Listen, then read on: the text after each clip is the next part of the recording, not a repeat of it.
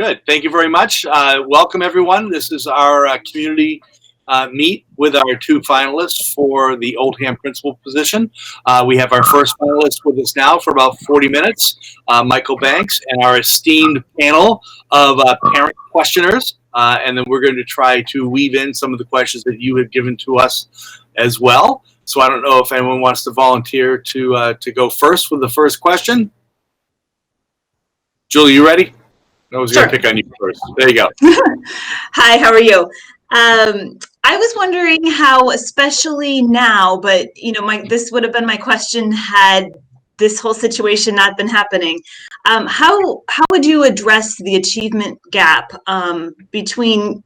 But now it's more like kids who have access to the homeschooling with those who maybe already needed to be more challenged in school, and now with special ed, there's just a lot going on in terms of the growing gap. Sure. Thank you, Julian. And I just want to thank everyone for joining me today, and thank Dr. Thompson and Dr. Wyatt for moving me to this round. Thank you for the time everyone has put in. I know I've been on the other side of this, and it's a process. So I appreciate everyone doing this voluntarily, and thank you for the question. So I have looked, preliminary in a small way at the Oldham data. And one of the reasons I applied for the job was that some of the groups in the school, the demographics, are similar to the kids that I've been working with for many years in Lowell. So how do you address that? I think putting aside the current situation for a minute, but in general terms, I think it's important to look at the data. For me, coming in as a new person, even before I get to the specific numbers, I'd want to talk to all the staff members, talk to parents, talk to kids, and really start to build relationships with people, and then get into looking at the specific programs. I have noticed from the state data that I've seen that there's some good gains being made, and some of the targets are being met. But it also seems to be that there's a small uptick each year of students that have more needs, higher needs, in regards to economics, their own situation, special ed, students whose language is not English, ELL students. So the more that NORAD and the Oldham has more high needs students, it does need to be addressed and looked at. And what I've always done in any approach to a problem is look at the data, talk to the people, and come to a consensus. One of the methods that we've used, and there's lots of different protocols, is to think about, lots of times when people see a problem, they have solutions right away. They want to jump in. They think they know what would be best. But it's my experience is a better approach is to get as many people involved, stakeholders, to look at data, to really we use a protocol called ORID, to observe the data, reflect on it, you interpret, and then you make some decisions like an action plan. Because as I said, a lot of people want to just jump to the action. Well, if we do this, this will probably help that population. This will help these kids. But in general terms, as I see the students at your school, I think the ELL needs aren't going away. And this obviously would be a process that you would also be aligned with central administration. So I would talk to teachers, look at the data, come up with a plan, use the protocol that I mentioned, working with central administration as well, and to think about what we can do in each of these areas.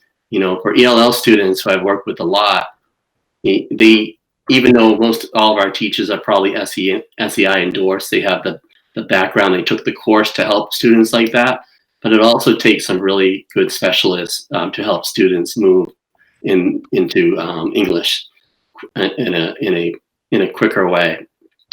So that's something that I think would probably need to be addressed. With special ed students, it runs the gamut based on their disability, but I think it's important for any administrator to be involved with the special ed team. In Lowell, we call them the ETCs, but the people that run the teams, and to make sure that what they're writing for goals in students' IEPs are individualized for the student, but also because you have to, but also to make sure that something that the school can provide and support So those students' needs are being met. But my general philosophy with special ed, and it's not anything new. Most educators would agree. There is the least restrictive rule that we say. The more that you can expose kids to the general curriculum in an inclusive fashion, the better. And this goes for special ed and also some ELL newcomers who, might need a little bit of time, but eventually you really want to get them in there being exposed to the general ed curriculum with support, so that they can make gains and, close some of those gaps. There's a lot to it, but I think you have to do it in a deliberate way, and really go through the data and make decisions that you think will help. And then, of course, you'll keep looking at those decisions over time and making tweaks and changes. Sometimes it involves personnel decisions. Sometimes it's curriculum. In our world today, a lot of this is SEL too. So, and I know that Norwood and most school districts have a plan for meeting students' social emotional needs. So there's a lot to it, but I feel prepared to take that on. I think it's the Oldham scores and the things that I've seen are, it's a good school. Some good scores. You're making achievement. The gaps are narrowing, but every school has areas where they can improve, and this is pretty common for most schools. Thank you for the question. Thanks, Mike. I'm actually going to jump in because I forgot to actually have you start and tell the community a little bit about yourself and your background. So, absolutely. Yeah, thanks for the opportunity. So, yeah, I'm currently an assistant principal at a middle school in Lowell. I've been in Lowell for 25 years as an educator. I started teaching there way back in 1995. I started as a writing teacher. I eventually moved to ELA. I was mostly an 8th grade English teacher for most of my teaching career.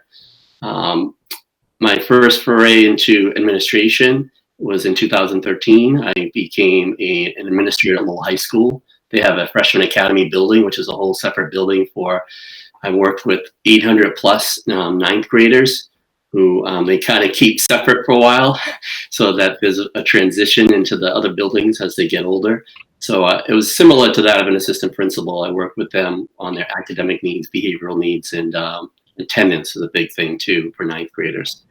And then after 3 years of that, I moved to the school where I am now. I'm an assistant principal. Our school has about 682 students today. It's a school that has grades 5 through 8. We have multiple programs in our building. We have a newcomers program for students that are learning English, 2 classrooms of those students, one for 5th and 6th, one for 7th and 8th. A 3rd class of ELL students who are more advanced but still need some support.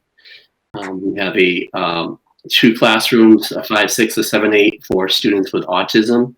In Lowell, they call it the CSA classroom for students with autism on various, areas of the spectrum. And we also have 2 classrooms of students with behavioral, social, emotional needs whose IEP designates the disability as being emotional, and they have some behavioral needs that we need to help them with. So it's a very busy school. It's a school that is currently in need of some help, but we're working hard to improve it. So I've been through the turnaround process as well, and we have our whole school improvement plan going. So that's kind of my background. And after being an assistant for 4 years, I am looking for a principalship, but I'm not on a hard search right now. This one just intrigued me, number one, to get closer to home. And I shouldn't say one, but one of the big things it would be great to be closer to home. But also in terms of a school where I feel like, as I just mentioned, some of the background and experience that I have could meet the needs that the Oldham has, because those are some of the students that I've worked with. You have a much smaller percentage, much different situation, but kids are kids and they have needs, and these are the kids that I like to work with to make sure that they have an education that's equal to that of their peers. And I thought with my background and experience, I might be able to match some of the things you could be looking for in a principal at the Oldham. All right. Thank you. Next question. Jen, do you want to go next? Oop. There we go. Sure. Sorry, I'm getting used to Google Meets. I'm used to Zoom. So my question is, what do you envision as a model for social emotional learning, and has our current situation impacted your belief? Yeah, it's interesting. Thought a lot about this with the current situation. I think a big part of this, and I'll get to the social emotional part a little bit, but it does come down to relationships. We have a lot of teachers who, if they had a good relationship with their students and with their parents before all this happened, it's made it a lot easier for them to connect. Still hard, still difficult, still not what we signed up for, but a lot easier. For teachers who haven't had, I won't even say bad relationships, but maybe not active relationships with parents or even students, it's been much more difficult for them to make the connections and to get into someone's house, into someone's home, and to say, let's try to get some work done. So I think, whenever we're talking about social emotional issues, relationships are huge, very important. There's lots of packaged programs that you can get that can help with social emotional issues. But going back to what I said earlier, I think it's very important before you kind of jump into something like that is to really look at the specific needs of your school and what the issues are. Not to get too deep into the weeds, but I like to think of all these things as it's this triangle. You can use it for anything, where 80% of the kids, in general, might not have that many social emotional needs. I mean, kids are kids; they all have some things. But you should have a program in place for your school to meet that's called the tier 1 kids, the kids that are in the 80%. So what are some options? PBIS is a school overall school plan that kind of helps with social emotional needs because it creates a system of behavior interventions and supports. And when you don't have a strong system in place, some things like bullying or teasing or harassment, those things creep in, which lead to social emotional issues. So having a strong school-wide system, something like that helps. I also think it's important to look specifically at the next tier of kids, which is, sometimes 15 to 20%. And really in a smaller school, you can do it pretty well and really identify who are these kids and what do they need? What are some of the needs? So you have that level 1 intervention. Maybe it's things like morning meeting or, class assemblies or different things to kind of meet the needs of everyone. But the second tier would, after we identify who they are and the number, would be more specific things. In my school, we have, I'm working with Middlesex Community College and the Law Center. We developed a program where we're bringing outside help in through a grant where they're meeting with groups of kids, 32 kids that we selected to help them with conflict resolution training skills. So this is a preventative program, and we identified students that were kind of, continually having issues with social media or conflicts, and we built it up and we talked to them, and you were recommended for this program through your social worker, and they love it.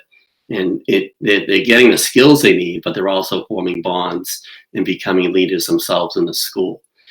So there's programs like that for some of your tier 2 kids, and then some kids that might need even more than that, you'd have to get into more specific programs.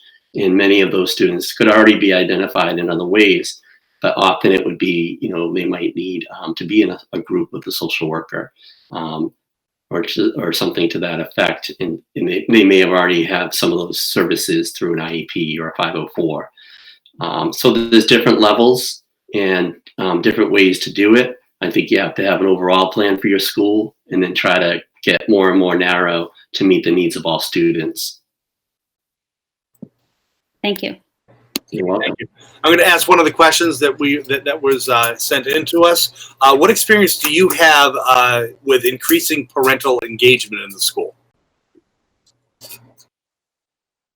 In where I am, so as an assistant principal, you may remember, I deal a lot with discipline. And so when I'm talking to parents, many times it's for a difficult situation. So how do I handle that? I don't start with that first phone call. As fifth graders come into our building and are new, I start, and we all do as teachers in our building, we start to begin to develop relationships. I think one of the biggest things for a parent is to know that their child is safe. All right, number one thing, safe, physically, emotionally, and I think the second part is communication. I even myself as a parent, if my son comes home with a cut on his leg, but been bandaged, it's nice if the nurse calls or leaves a message, or if the teacher emails for something a little bit out of the ordinary. And you feel like that's good. If they come home and there's this big story about something that happened and no one has called or communicated or emailed, now you're kind of getting into what really happened. So I think as an administrator, I would strive to communicate individually, but as a leader, I would encourage, not just encourage, but require teachers to communicate as much as possible when these situations arise, especially because parents do want that communication. And not only that, but it's part of the evaluation process for teachers to make sure they're finding ways to communicate with parents. For more specific cases, very often we use communication sheets that go back and forth with parents for students that might be having any type of issue. Maybe it's just homework. And nowadays we usually do it through Google Drive, so the parent gets it in their email once a week, once a day, and they have that communication piece. They did all their homework, or if it's more specific to a behavior or behavior plan or classwork, all different ways that we try to keep parents informed. I think what sometimes, what makes parents not happy is when there is a big surprise, when the report card comes and there's a grade that, geez, I wish I had known about this. It's a surprise. So keeping communication open, making parents feel like their child is safe physically, emotionally, and really partnering with them when things come up is another area which I try to do. But when you have a relationship with someone ahead of time, all those more difficult conversations become a lot easier. And I think it's a strength of mine. I love the parents in Lowell. I understand them. I've worked there a long time. You have to understand the needs of each family and what they're going through. This is a perfect example, this time period that we have right now. There's a high number of cases in that city, and not everyone is able to, sit down and make sure their kid gets that homework in right now. So being understanding of the relationship and partnering with them, and really making sure that they understand that we're all in this together to help their child succeed. And even when it's a tough conversation, the end is so that a student will learn. They might learn from experience. Sometimes they have to learn from a consequence, but the end is learning, and that's the key. Thank you. Another question? Nancy, Megan? Go ahead, Megan. Thanks. Hi, Michael. Nice to meet you. Hi, nice to meet you. I heard that you shared a lot about your experience with the 6th through 9th grades, or more the middle level. What has inspired you to look for position with the elementaries and the elementary age, and what do you think would change with your practice? Thanks for the question. I see a little one there. So that's the reason right there. But my experience has been great with middle school. If I go through my career, I've taught in some way every grade 5 through 12. I've never taught 9th, although I was an administrator for 9th. So going back to the younger ages, I think really it's an opportunity. I have seen as kids come up to middle school, where they need to be. So I think it could be helpful for me to go back and knowing that, the academic pieces anyway, I know what they will need. I have my son's in 5th grade now. My daughter's in middle school. I do have some experience with that age group over the years, not in schools, but with coaching, with after-school programs years ago in summer camps. But what would change is really just remembering, child development, basically. I think one of the key aspects of education is making sure you understand the student's level, where they are in terms of academics, in terms of behavior, in terms of social emotional, all those things. We have to keep in mind the age and their development and literally their brain development. So a big change for me would be to go back to that level and making sure that I was cognizant of that and adapting as such. But I think it's a fun age. I look forward to moving down to that level again and seeing what I can do. But overall, I think my experience with the middle school would benefit that population because I know where they're headed. Thank you. Okay, Nancy? Sure. Hi, Michael. Nice to meet you. Hi, nice to meet you too. Not every child has a natural love of learning. And I know this because one of my children falls into that category.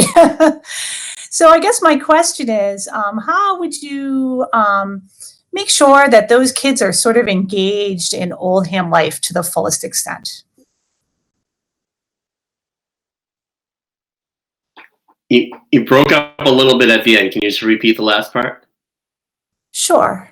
My question is, how would you ensure that those not natural learners are engaged fully in Oldham life?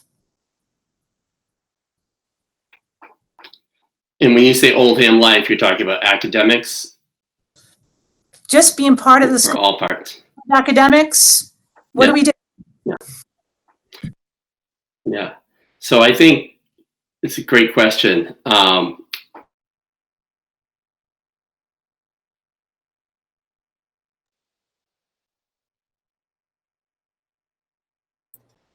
Oh, he locked up.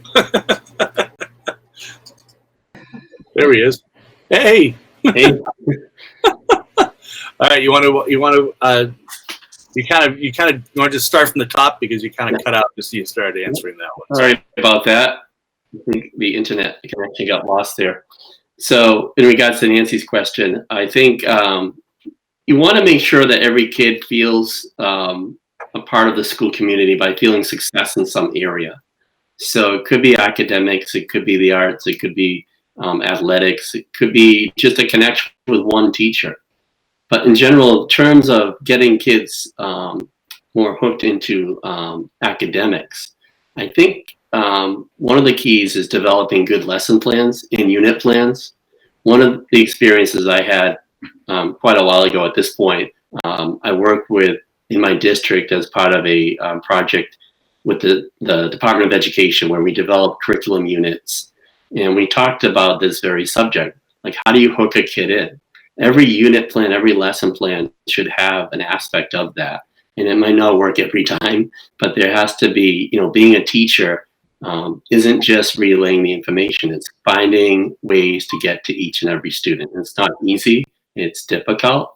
One of the things that you may recall at one point, there was a book in a lecture that Randy Posh was his name, he was called, and he wrote a book called The Last Lecture. In that book, he talks about this very subject. And often, especially with younger kids, it involves what he called a head fake. And they don't really have to know when they're learning something all the time. So you can kind of, when I taught 8th grade, one of our persuasive essays was about school uniforms. So you walk into the room and I just heard the principal, we're getting school uniforms next year. What? And everyone's up and those types of little tricks that get kids engaged, that get kids talking, some type of hook in a lesson. But also when lessons are carefully designed, and unit plans are carefully designed, you kind of think about that and the needs of all your students and what you can do. And I think when I was part of that project, one of the best things was working together with colleagues to design plans, because, more heads are better than one, and getting ideas from other people. Many times I would have something that I thought was great, but we would add in something else that might get your child hooked. In the end, it's about the teacher relationship as well.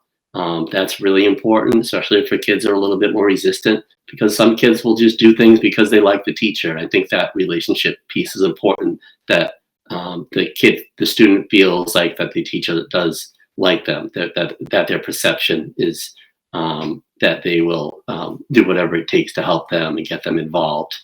So it's not easy. Every child's different, but it's really trying to find areas where that child can have some success and feel confident. And in individual cases too, I want to know more. What is the reason?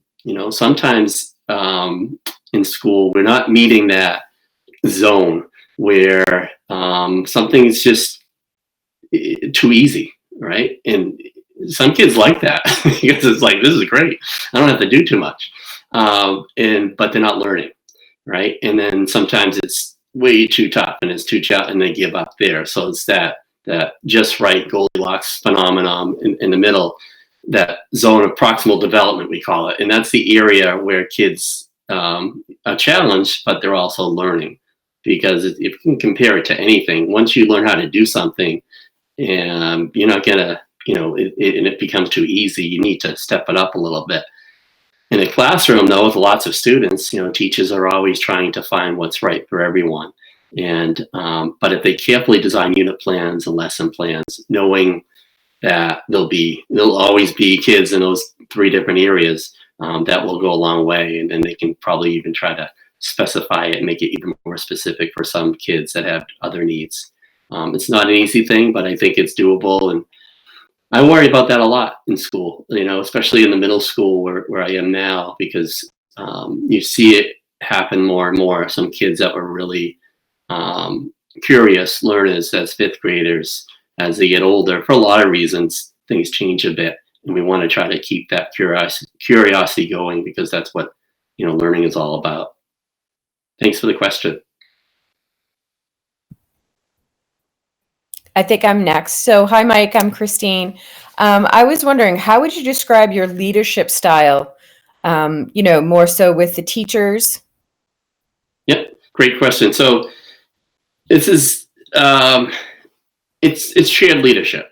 And let me explain it a little bit. I mean, as principal, there's lots of things that you have to decide on right away.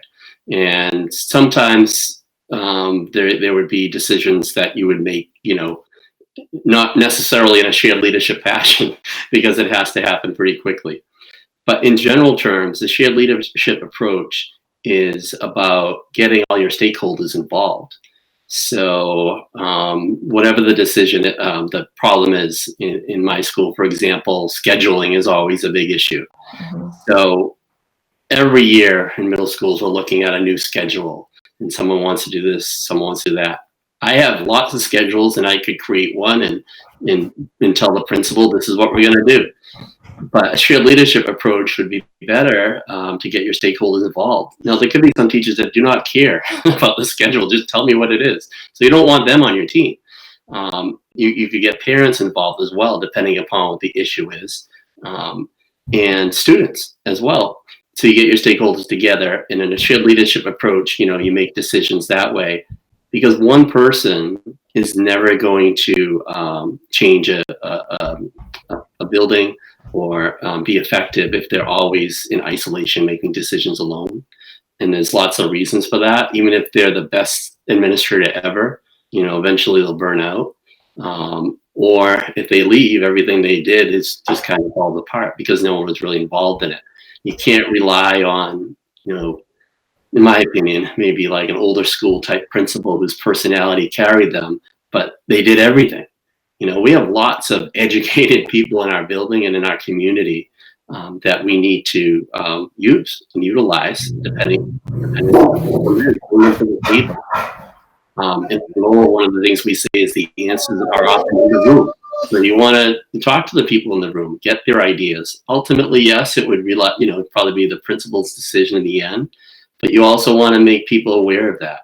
I'm into some committees that you can have a leadership team that kind of meets all year, and that's fine. But if it's a specific problem like scheduling, or maybe you want to build the playground or whatever it is, you could have these short-term committees, these ad hoc committees, to get people who have those skills that you're looking for involved. It's just better for everyone. So that's my approach in general. It also builds leadership in your school. It builds that capacity for leaders, and that's one of a leader's charge, is to create more leaders.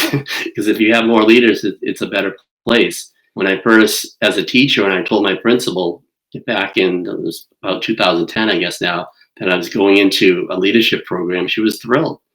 Another person, another ally, she said, a person that can kind of see things through a different lens. And you want to build that capacity with teachers. So that would be my approach, a shared leadership approach.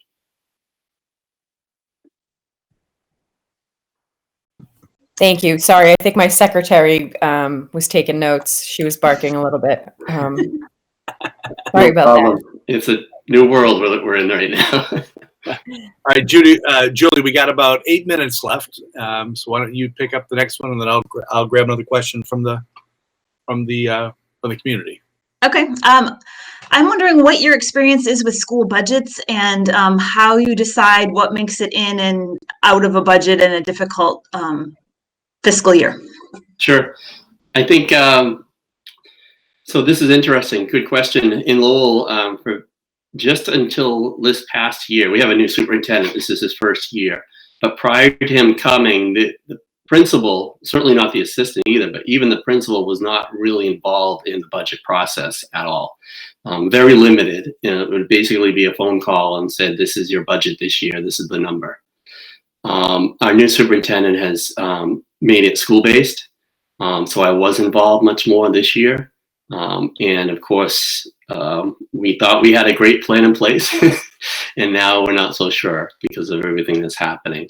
So my experience is that we used a school site council, again, getting stakeholders involved, parents, teachers, community members if possible as well, and really looking at the needs of the school, the amount of money that you think could be there, and balancing that, and trying to make getting the most bang for your buck.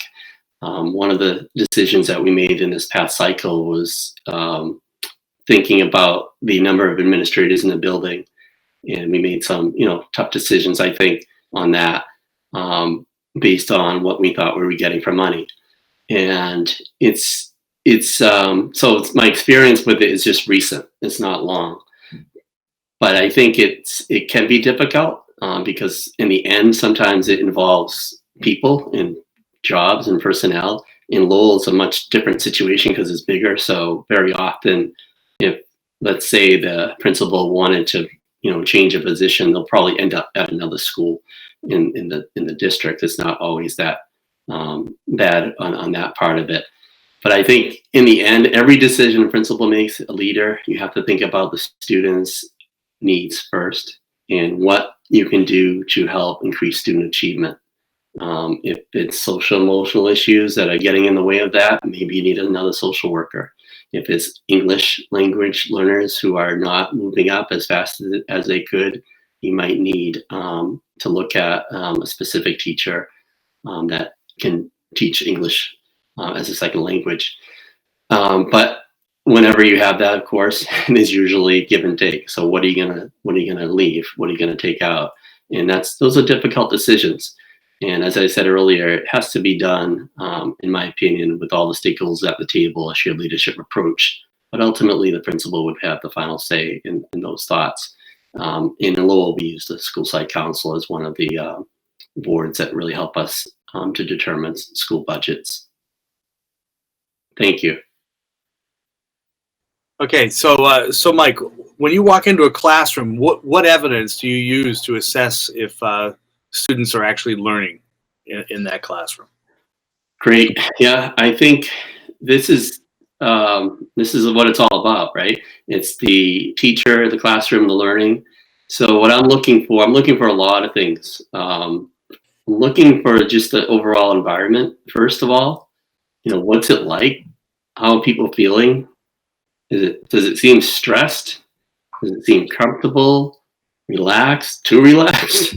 I'm looking for objective, and that can come in a lot of different ways at different levels. It's going to look different in first grade versus eighth grade, but in some way, I'm looking to see what are the objectives of this lesson, and how are they explained to the students. Do the students know what the objectives are? I'm looking at engagement. So it could be a situation where everything is up there on the board. It's perfect. It looks great. The objectives, but the room isn't really following suit. Is the teacher doing all the work, or are the students? Because I'm looking for student engagement. I think that's huge. I look at physical setup based on the needs of the students in the situation. I look at how teachers assess the students and how a lesson is progressing. Are there times where they're just kind of running to the next thing no matter what? Or are they stopping to see if people are following and making adjustments as necessary? I look to make sure the needs of all students are being met. One of the big pieces of student engagement is, having systems in place so that students can participate in class in a lot of different ways. Schools haven't changed that much, unfortunately, but if you're just going to rely on the few kids that raise their hand all the time, it might make life a little bit easier, but you're going to lose a lot of other students. And some students will never raise their hand, but they're thinking a lot. And you got to get them, you got to make sure you have ways that they're engaged and they can participate in other ways as well. But in the end, it's, did the students, the objectives met? And if they're not met, they might not be met at the end of one class, of course, but what's it going to look like tomorrow? How is it going to be adjusted if necessary? One of the things that we really want to think about too, and I know that Oldham does have some English language learners, thinking about activities and lessons that involve speaking, writing, listening, and so that people are involved and it's not just kind of a quiet approach or a lecture approach or everyone just working quietly. And I think we've come a long way with that. And I think I'm positive that Oldham is probably a school that does have these things going on. But those are the things I look for, ultimately. And you can talk to kids too, depending upon the level and pretty much any level, just to see what they think. What are they learning? What's the purpose of this activity? Kids need to feel connected. It has to be relevant in some way, and they have to have that buy-in. So those are some of the things I look for. It's a tough job being a teacher. There's so many things, but I think if I can just share with you a little bit of my experience, even as a high school kid, I was an English teacher, so English was okay for me. But in the math classes, I had some great teachers that taught math well, but they taught math well to people that liked math. And for me, it wasn't there. So, and I think we've come a long way in making sure all the kids' needs are being met in using different strategies to get to everyone so that kids can, meet the objectives and learn. But as a principal, the other big piece of this is you want to offer support because there's so many needs. So I'm not going in there looking at, to get anyone. I'm looking at how I can then go back when I talk to that teacher and how I can help them and support them if there are areas of concern. And that's an important piece too. All right, thank you. Well, we're actually close to the time we're supposed to end. We're going to go a minute over or so. But if you could, in a minute or two, maybe sum up or hit any points you think it's important that the parents in the Oldham community hear. Yeah, sure. So again, I thank everyone for their time. I'm looking, as I move into this next stage, to be a principal where I can have an impact. Now, I do think I have a lot to offer. My background, my experience. I certainly don't have all the answers, but I want to make an impact. I don't want to take a job where, I'm just there. The school overall, from what I can see, is in a good place. Of course, I don't have the inside knowledge, but I know you've had a great transition principal and a wonderful principal before that. But like any school, there are needs, and I think the needs will probably grow as the town changes and grows as well. So I think my background experience might match some of those needs as things are changing in town, and as students who have a lot of other issues are in our classrooms, including the English language learners, special needs, and that's some of the background that I would bring to the table. Overall, I think it would be a situation where I'm trying to make school fun for kids. And the number one thing is safety, engagement, making sure that parents are part of the process, and partnering with them to make a school effective and to move in the right direction, and just try to improve each year. I'm really in tune to kids. I don't want a kid to be in a school and feel unsafe or uncomfortable, and I want to make sure that it's a positive experience.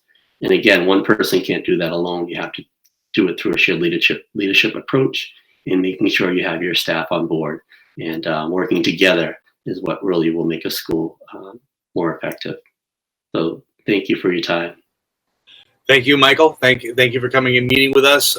Everyone back at home and watching on NCM, what we're going to do now is we're going to jump from this Google Hangout to another Google Hangout with our other candidate. And go from there. So thank you very much, and we'll see you. Thank you. On the flip side. Thank you.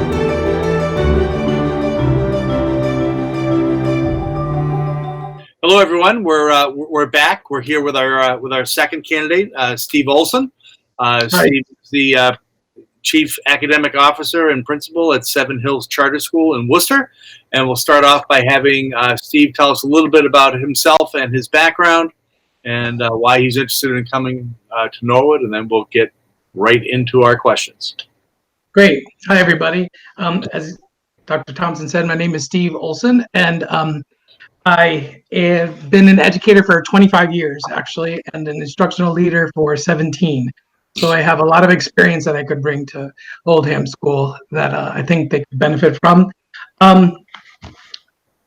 Currently, right now at Seven Hills, I started out as the K through 2 principal, and I was working primarily with teachers as we transitioned into a workshop model, which I believe you are all using as well, and how to effectively teach students within that style, and really utilizing the mini lesson, but also utilizing time with the teachers, conferencing with students, and really understanding where they are as learners. And from there, I also was working with that understanding and the assessments that we had for those students, and coming up with individualized plans so that we can make sure that we're providing students what they need, whether it be enrichment or remediation, and really understanding students as individuals. And through that work, I was elevated into the created position. It wasn't there before, but the Chief Academic Officer position, so that I could scale that up K through 8. So for the past years, 2 years, I've been working on making sure that we had a great Tier 1 instruction, which is what all students are getting, and making sure that it has a blended learning format where there's some computer involved, mini lessons and time with the teacher, learning the teaching point.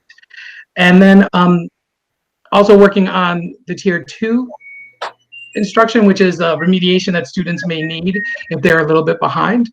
And then the Tier 3, which is even more remediation students may need if they're further behind. And really developing and making sure that we had rich assessment data, which didn't only involve standardized tests, but involved the notes teachers took when they were talking to students, and exit slips and unit tests and all those different things, and working on analyzing those together to make sure that we knew where students were on that arc of learning so that we could make sure they were successful. So that's really been the focus of my work lately at Seven Hills. But in knowing the audience, I was thinking about, before I came on the call, like I also am a father of 4 boys. They range from 23 to 11. And I was thinking, like, what was important to me as a parent, and what would a parent want to hear about me, or what would I want to hear about me if I was sitting in a parent seat? And really, when I really thought about it, what I wanted to make sure that my child was happy mostly. I wanted them to come home happy. I wanted them to come home interested. I wanted them to feel like they had somebody at school that really knew them and knew where they were and what they needed and how they worked best. I wanted them to feel challenged but safe to take academic risks and maybe make mistakes. And I really wanted them to love school and love coming to school and wanting to go to school. I felt like as a parent, if all those things were in place, they would be learning as well. And I think that that's carried over into my ideas as a leader. I mean, I come at leadership in a school with the positive supposition that everybody, the parents, the teachers, everybody involved is there because they want the students to do the best that they can, to have the best life that they can, and to meet all the standards and learn everything they need to learn to be successful. So when we all have that common ground, or as I view us all having that common ground, it's easier to work together. We may have differing ideas on how a child might get there, but if we're always having that positive supposition that we're all there in cohort to work on the success of a child, then I think that we will be able to move forward and figure things out together. So I think that as a parent, I also, for me, I wanted those things for my kids, but I also wanted to know what was going on. I wanted two-way communication. I wanted to be able to know what was happening and be able to give feedback because I wanted to help as much as I could. So I always make sure too in my dealings with families and that we are having that two-way communication. I don't know what's in place right now, but I think that I'm sure that there's great communication systems in place, and maybe they could be tweaked or maybe they could be continued. But and to have those are really essential, I think.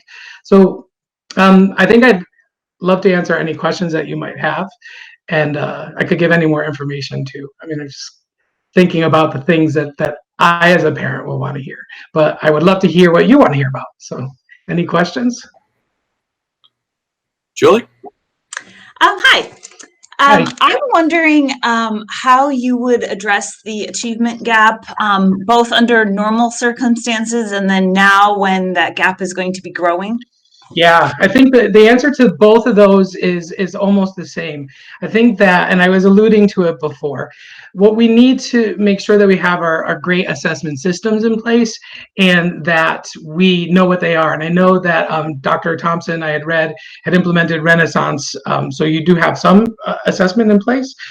So let's start with how do we deal with the achievement gap prior to COVID-19, part of the question. So what I was talking about with the tiered levels of support is the fancy acronym with the state is MTSS, Massachusetts Tiered System of Support. And within that, it's really making sure that the tier one, which is what all students get, is strong.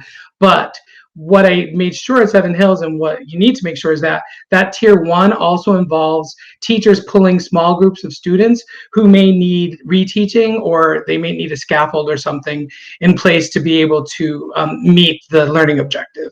So that is part of tier one. All students should get that, no matter who they are and what they need. They're all getting that.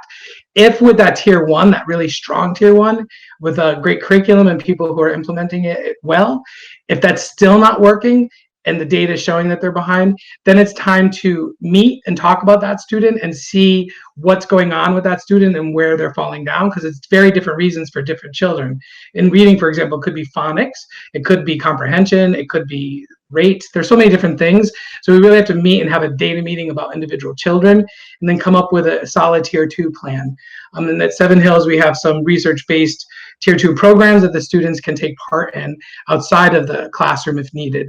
While that's happening, they still have to get that tier one. The teacher's still pulling the small groups, strong grade level instruction, they get the tier two. If that's still not working, then we meet and have an even larger conversation about the student and provide them with even more intervention at a higher level. So that has been showing some promise at Seven Hills and across the state when people are implementing it in terms of helping to close the achievement gap, because they're getting lots of support in a lot of different areas. But it's challenging and it takes some real creative thinking with the schedule, with staffing, and making sure that we're able to find that time and the people to provide the remediation for the students. The thing I feel like it's the same with the students coming in, because what we can't do is take a third grader in the next school year and start that instruction, that tier 1 instruction, at the middle of second grade, because that's when they left. Because if you do that, they'll always be 6 months behind. So we have to really think about keeping it on grade level instruction, but providing those tiered levels of support. In addition to that, though, there has to be a little bit more under these circumstances. I've been thinking a lot and brainstorming with the leadership at Seven Hills, and thinking about how can we reduce the time in the block on the tier 1 or grade level instruction, so that we can provide even more remediation depending on the testing that we do on the students. So we'd really have to figure out where students are, figure out a way to reduce the grade level instruction so that all the students are getting some remediation, and then really pinpointing those students who are even further behind and trying to catch them up as well. But really continually the whole time using our assessments to see if it's working, and then to pivot if it's not, and to keep going if it is. So it'll be a challenging year, but I think that with that kind of plan in place and being really transparent with teachers, with the parents, as I said before, and having that two-way communication and letting parents know this is where your child's falling down a little bit, and everybody working together, I'm sure we could catch them up. Okay. Oh, I think it's my turn, right? How do you, when you walk into a classroom, what evidence do you look for to assess what, if learning is going on? Sure. Well, the first thing that I would look toward is the objective. What's going on? What's the point of what they're doing? And then I would, depending on what part of the lesson I would walk into, or what part of the day, I would be looking for different things. But in general, I would want to talk to some students, ask them what they're doing, ask them why they're doing that, see if they understand what's going on and why they're doing that. I would look for teachers, if they're having full class instruction, I would look for rigor, that the students were engaged and that what they were doing was interesting but challenging. So if it's just at that sweet spot, the kids are really engaged and they're in there. If it's too easy, they're bored. If it's too hard, they zone off. So I'd be looking at student engagement. How involved are they in what's going on? How not only are they looking at the teacher, but how involved are they? You can tell by their faces. I would be listening for the teacher talk to make sure that the teacher's using the language of the objective, and really helping the students to understand what they need to do, answering questions, providing wait time, posing questions. I hope that I would see teachers allowing students to have partner conversations and to really think through their thinking before maybe answering some higher level questions. But everything should be in service to whatever the objective is. And that's really what I would be looking for is what they're doing. Does that have a purpose? Is it rigorous and engaging? Clues that I've acquired through my experience to see if that was happening or not. And then in the end, if had the opportunity, I would want to see exit slips when it's a formal observation with teachers. I'll say bring the exit slips or the assessment that was tied to that objective, and let's see how the students did, and then use that as a catalyst in talking about it. Thank you. You're welcome. Hi, I'm Jen. I'm wondering, Hi. What do you envision as a model for social emotional learning at the elementary age? Yeah, it's essential, especially the primary years, but all years. So I think what Envision excellence would be similar to what I've already been talking about. I don't want to keep repeating myself, but I think that we really need to have solid tier 1 instruction for the students, and that in social emotional learning. We use Open Circle at Seven Hills, and I believe that's the same thing that they're using at Oldham, and that worked pretty well with the students. So from that, I think that we need to develop common language and common strategies across the school, and making sure that we are using the language of the program and that we're reinforcing that outside of that half an hour block. I think that that's key in excellence, is that the lesson is the lesson, and they may absorb it or they may not, but the only way that it's going to stick is if in real time settings they're reminded of those lessons. Or, oh wow, this is like what we learned about an open circle 2 days ago. What would you do? And trying to reinforce that. It's the same as teaching anything else. You really have to reinforce when the students aren't doing it, remind them.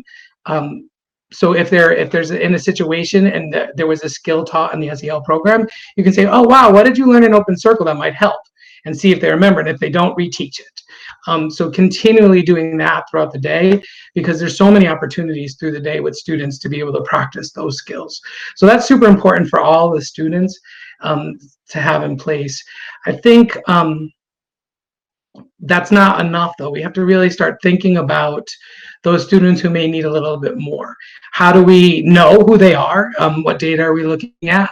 And then when they do pop up in the data as having a problem, what can we provide for them? So it's the same sort of structure where we would meet at Seven Hills. We do this, we meet about the student, and we have several interventions in place. We do something called zones of regulation for the younger students, something called Why Try, which is a resiliency program for kids who may be giving up, or like why bother. And we also use a social story, sort of social skills group for some students as well, who may just not quite yet understand the social skills that go along with some of the SEL expectations. So we have those in place, and students receive that about a half an hour 3 times a week outside of the classroom, and then we continually meet to see if those things are working. And then if the child's still struggling, then we can move into more higher level interventions that some very small amount of students may need, which might include educational plans or something like that. So it's to have that sort of excellence, we need to make sure that all the kids are being taught the skills that we expect, using the common language, and then providing the help when students need it, with the goal of getting them back into just regular instruction. Hopefully it's short term. And in the context of all of that, with the learning and everything else, I do think it's super important for everybody in the community to be on the same page about expectations. What are our expectations for self-regulation? What are our expectations for student behavior in different places? And then teach that explicitly to the children as well. And really everybody upholding that together in a way that has a growth mindset, that if somebody's not getting it yet, they just need some practice. So rather than a punitive approach in terms of the beginning, at least, really using an approach of teaching and reminding and helping them to understand the expectations. So I think that those are super important pieces. And in terms of the folks involved through that process, I mean, it depends on the student and what they need. But if anybody's going into that tier 2 area, we would be involving the parents. We would be involving maybe an adjustment counselor, perhaps, and definitely the classroom teacher and myself, to make sure that those plans are going to be effective and that they're implemented, and that everybody who is caring about that student gets updates and knows how it's going and what's happening next. So we can all work together on that. So those are the things that I think have been super important for our success, the success I've been seeing at Seven Hills.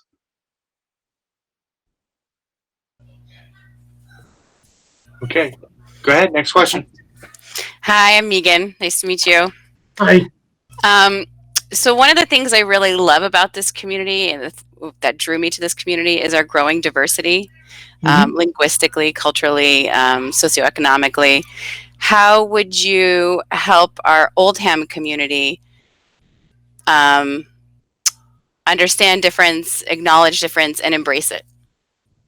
Sure. I think that I mean, again, I go with that positive supposition, which has always been held true for me, that everybody is there because they want all students to be successful. I think sometimes other things get in the way of that, maybe, and we have to figure out what might be getting in the way of that. So I would assume that most people would want all of the students to achieve, and most people in the community would at least in the staff community, would be wanting to provide students with whatever they need to be successful. What happens in a changing community sometimes, I'm not sure of the demographics or the pace of the change, but what happens in a changing community sometimes are that people don't have that skill set yet, and that's where I would come in for the staff at least, and possibly for the parent community to do some teaching, because I have worked extensively in urban environments, and the majority of my experience has been with students who are would be considered economically disadvantaged, and minority students, and ELL students. So I do have a skill set on that, and I do understand the things that students need. The tier level support is one piece. We also need to think about particular scaffolds that students may need, especially our students who are new to the English language or English language learners. Teachers need to understand their issues and make sure that they're providing them with possibly some pre-teaching or those partner conversation times to really think through their thoughts, or teaching vocabulary or different kinds of scaffolds that those students may need. And so at an academic level, I think it's about making sure that people are using the right strategies and skills for that particular group. I think that in terms of understanding a particular culture, that I've always leaned on the community members or parents of that culture to help with that. There's different ways to do that as well. I think that those celebrations of culture are a great way to start, but they're sometimes not. They're scratching the surface and not really getting into the meat of it. But it's a great place to start. But I think that most communities are willing and want to do well by all students, but oftentimes they just don't have that skill set yet. So I think that's where I would start and then go from there. Thank you. Okay. I think it's my turn now. Hi, Steve. Nice to meet you. I'm Nancy. The school, as you probably know, has a substantially separate special needs classroom. And I guess I'm curious on how, what you might do to ensure that those students and their families really are fully included in the school community. Yeah, I was talking to staff about this as well today, and I learned about the PAC program. I didn't know that acronym, but I do know what that is. So I think that the things that are super important with especially with that classroom, make sure that, and we do have students with, we call them alternative assessments. They take an alternative MCAS assessment who are part of our community in every school that I've worked in. And I think what has worked is to make sure that the students have time with each other at many different moments. But what is morphed in my thinking and what I think is essential and possible is to orchestrate times when those students can demonstrate some island of competency. We all have those. We all have these places where we feel really secure and where we feel really insecure. I don't like acting at all. I wouldn't want to be an actor. I don't like it. And I'm not comfortable there, but I am really super comfortable in being able to draw something that I see. So that's my island. That's what they mean when they say like island of competency. So to find something that every student, any student in the PAC program is good at, and allowing them to showcase that in some way by you orchestrate it with other students there, allows people to not only view them as like, oh, and want to take care of them, or like, isn't that sweet, but like, wow, they're good at this, or they can do that thing, and really start to change people's thinking, because everybody has them. No matter who you are, everybody has something that they can do really well. So to find that, you have to know the students, and then you really have to think about orchestrating that. And I think that it's important, and it's very different for different families and different children, but before the children in that program are interacting with particular classes, I found that it's helpful sometimes to talk to the students first. A few times I've had a parent come in and help with that. Sometimes it's an adjustment counselor, sometimes it's me during open circle, but really talking to the students about the student and their needs and their strengths, and then what to expect, so that they're not surprised by something that's different. And those things have all, in my experience, those things have really helped to make sure that everybody feels included. I mean, in all of those things, when you say have the parent feel included, the parent would be involved in that because they would have a team of folks in an IEP, and the parent is part of that to really help us to figure out those islands of competency. They would know the most, and to really think about how we want to educate the community and if we do at all, and really feeling part of the community by being asked those questions, I think has helped. At least parents have given me the feedback that has helped. Thank you. You're welcome. Who's next? I lost track.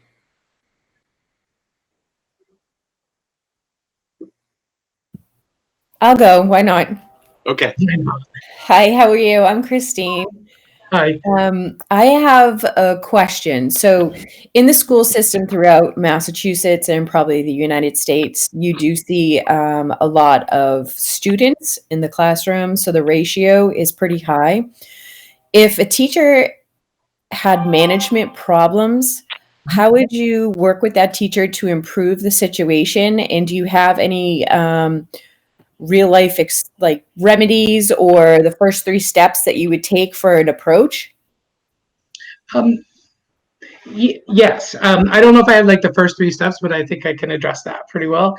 I mean, that's the thing that I work with teachers on first, especially newer teachers. And I've been coaching teachers for many, many years. And different environments have different rules around the coaching, but I'll just talk about what I've been doing at Seven Hills.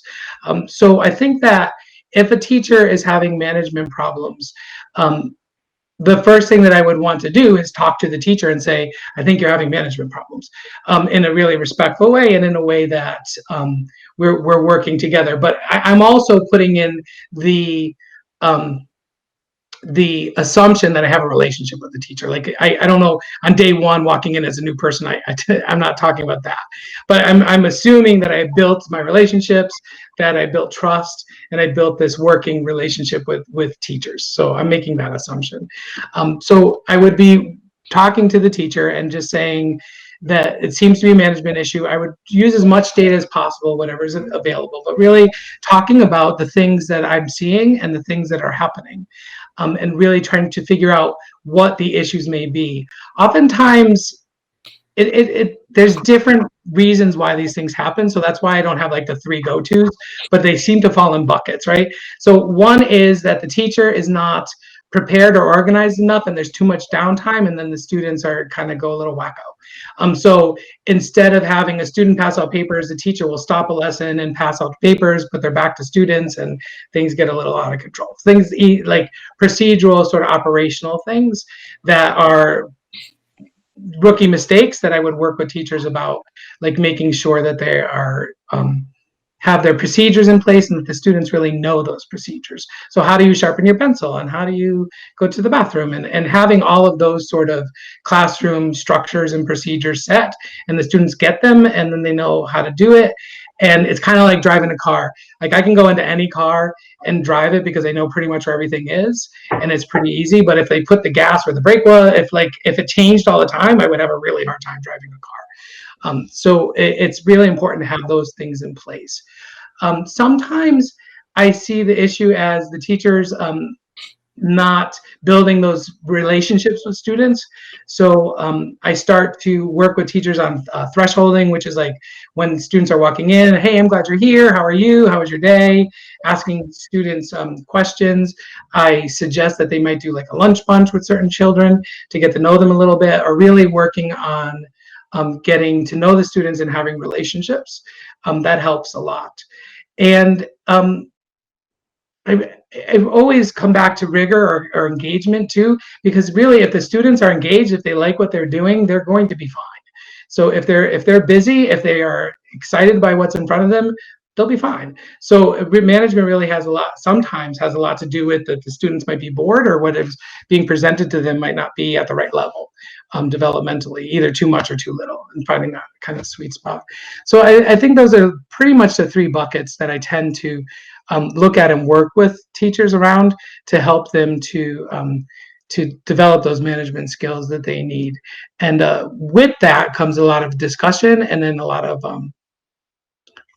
agreements around what they're going to try, and then coming back together and talking about that. How did it go? Similar to what I was talking about with students, like the teacher knows the objective, they have all the support they need, and it's a supportive stance. Really working with them together to make it better, and then usually that works out. And I think that, and then if it doesn't, then there's just more conversations and more structure to the process, I think.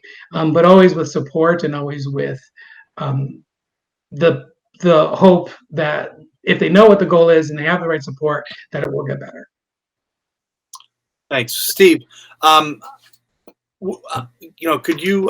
What experience do you have with increasing parent engagement? How would you go about getting parents more involved with the school? Yeah, I think about it in a few ways. The first way, I always think about it when I was a parent. Like if my kids came home, I had 4 kids and a full-time job. If they came home and they said, "Oh, you don't have to go," I would say, "Okay," and I wouldn't go. If my kids came home, unless it was super important. If my kids came home and they're like, "Oh, this is really exciting, you need to go to this," then I would never say no. I would always go to that. So I think that one of the ways that has helped or worked for me has been to make sure the students know about what's happening, and that it's exciting for them, and that it's something that they want to share with their parents. They're excited to share with their parents, and maybe have some kind of food there that they know about, so that they want to come to. But something that gets them motivated to want to come. But that's only the first like piece of the puzzle, because in the beginning, a lot of people might show up. Especially if I'm new or if we're exciting the students. But what's essential is that whatever you're doing needs to be of quality, and needs to be something that the person walks away thinking like, well, I really learned something about my child, or I really learned something that's going to help me to help my child. So it needs to be high quality and not perceived as a waste of time. So those two things have helped. I think that if there are parents who are not able to come, I think there has to be, I come from a single parent home, and my mom couldn't go to much because she was working a lot. So I think I have to think about, as the leader, the different times of things, and when they fall, and when people might be able to come or not be able to come, and really thinking about ways to let somebody feel involved who's not even able to come to the school at all, who maybe has a night job or something like that, or who has other little children that they don't want to bring along, or whatever. There's so many reasons. So really thinking about how to engage parents and having them feel as if they have a role or they can do something, even if they're physically not there, has always helped. And then they tend to maybe even show up later at a later date. So feeling connected, even though they're not able to come, has been really important. I think that, if the parents are feeling like they're valued, and they're in that value is asking questions about the student, but also in that value is giving them information so that they can help. Because that's basically what I think people want, is like, what can I do to support this? I think those are really key in getting parents to come. I mean, in some communities where when I started in Providence, I had 2 parents showing up for PTO meetings. I did end up, I don't know if it's the best strategy, but I ended up getting different things from the community donated, and would raffle them off to people who came, and I'd have them out displayed for like weeks before, and like, come to the PTO meeting. And I did end up getting, by the time I had left, I was getting about 85 parents, and we were really doing some interesting things with, when they were there, the PTO meeting wasn't a lot of me talking or the president talking. It was a lot of doing with the students, because they would bring their children with them. And so it was a lot of doing, and a lot of like showing them what we're doing, and then trying it out, and some family activities to do that promoted the educational things that we were working on. So that helped a lot too. To provide food and to provide like raffle things helped with some families to get, at least because the students really wanted to come and they were really excited about it. So it helped a lot.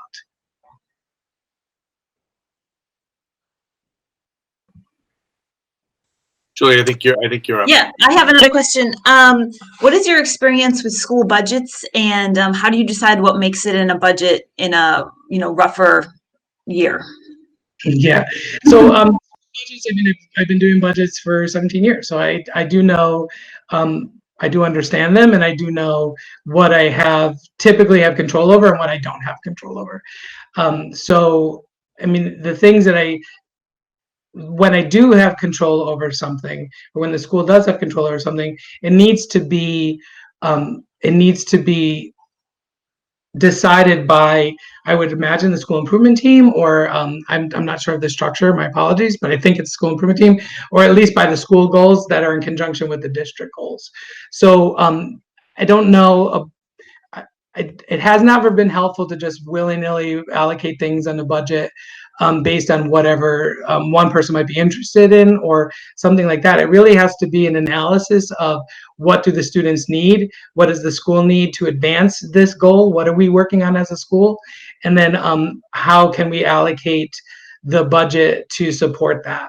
I think it's called, the concept is like zero-based budget. Like every year you think about everything as zero, and then you think about your goals and what you need to fund in order to make those goals work. But again, there's limited control over some of the aspects of the budget, but certainly around professional development and school supplies and things like that. I think that those all have to be in support of the goals that everybody knows about. So I'm very transparent, so everybody would know about the goals, and we'd all be understanding how we're moving toward them. In terms of budget in the larger context of the district, I mean, Dr. Thompson probably has the final rights to all of that. And I think that oftentimes in most districts I work in, I will go with certain requests, and those would always be based in data and in the goals. And that has seemed to work well for the schools I've worked in as well. Because you certainly can't just walk in somewhere and say, I need 3 extra teachers just because.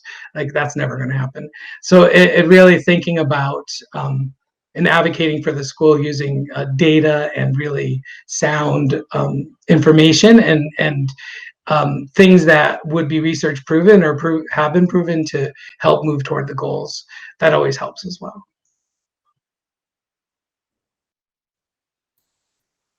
Okay, good. So someone else have another question, or I've got a couple more. Got another 5 or 6 seconds. Go ahead. Yep. Hi again. I know as an administrator, you're going to be working with a lot of adults. Mm-hmm. A lot of your day will be with adults, but I'm curious to hear what your interaction is with kids and what that would look like in a regular day for you. Sure. I mean, that's the best part. If I didn't have interaction with the students, I wouldn't want to do the job. So for me, in everywhere that I've worked, my interactions with the students are typically when students are coming into the building, I'm saying hello and talking to them and getting to know them. Lunch, recess. When I walk into the classroom, I mean, I see them, but I don't want to interrupt their learning. So I don't necessarily always talk to them, but I do talk to them in terms of like, what are you learning and why are you learning? Those sort of questions. So on a everyday basis, I'm talking to a lot of students and hopefully modeling the culture that we want to have at the school by doing that. I definitely try to build strong relationships with students who may need a little bit more support in behavioral areas, because I've learned a lot of things in 17 years, but I definitely have learned that you cannot work with a child who may have more issues unless you have a relationship with them when they're not having issues. You really need to have that relationship and have that three-dimensional understanding of the student in order to help them through difficult times and to help them to continue to improve. So you would be seeing me work, at least not working with, but talking to them, saying hello, how's the day going, just asking questions, how was your weekend, things like that. I will admit that if I'm given a tell maybe, but when it's a super stressful day, I tend to walk into a kindergarten classroom and try and read a book or two to somebody because they're hysterical and they always brighten my day. And I do try and get into the classrooms. I mean, one of the things at Seven Hills when I was the K2 head of schools, I was in the classroom a lot and able to model teach and do all of those things, which I continue to do now at Seven Hills and would hope that I can if that's part of the PD plan for a teacher. But those aren't the interactions that are really the ones that I like. I like those, but the interactions I really like are the ones where I'm building the relationship and just talking to the students and making sure that they see me when things are good, and then we sometimes talk when they're not. But parents will see me too in those venues, and it seems to work pretty well for me. All right, good. Thank you, Stephen. So just quickly, a couple minutes to wrap up. Tell us what we didn't ask you that's important that the community knows. I think that, I mean, what I would want to know, again, thinking about like what would I want to hear, what would I want to know, is that the one thing that you will always have with me is a strong commitment to your students' betterment, that they are going to be. It may not happen right away, and it may not happen every day, but in general, that they'll be engaged, as I'm sure they already are, and that they'll feel safe, as I'm sure they mostly do, and that they'll feel happy. But also that I will know them as learners, that there will be structures in place, and there will be information that we'll have, so that we know if a student needs to be enriched, we'll know if a student needs to be remediated, we'll know if a student is right on track. Those are super important things to have in this context, and especially next year with the gaps that we'll see. So that will be definitely a focus, is making sure that we utilize all the tools that we have to make sure that we really know every student as a learner, and that we communicate that, and that we are really closing all gaps and making sure that students are able to meet all the expectations at their grade level, so they won't be behind, and that they can keep moving forward and staying at the right pace for them.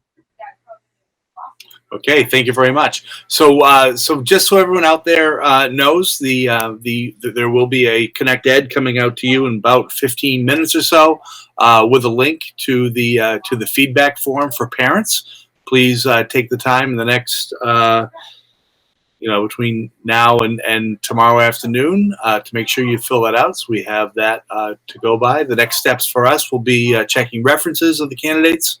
We're continuing to check references to candidates as that may be. And then a final interview with the superintendent with both candidates. And then we'll need to make a good choice, but a difficult choice. So looking forward to seeing everyone's feedback. I do want to thank NCM. We've rethought how to do all of these things, keeping social distancing, and I appreciate everybody's patience and efforts as we work through all of these things. And as I was joking with Julie earlier, it's not our new normal, it's our new Abby normal. So everyone stay healthy, stay well, and appreciate all your support. Thank you, everybody.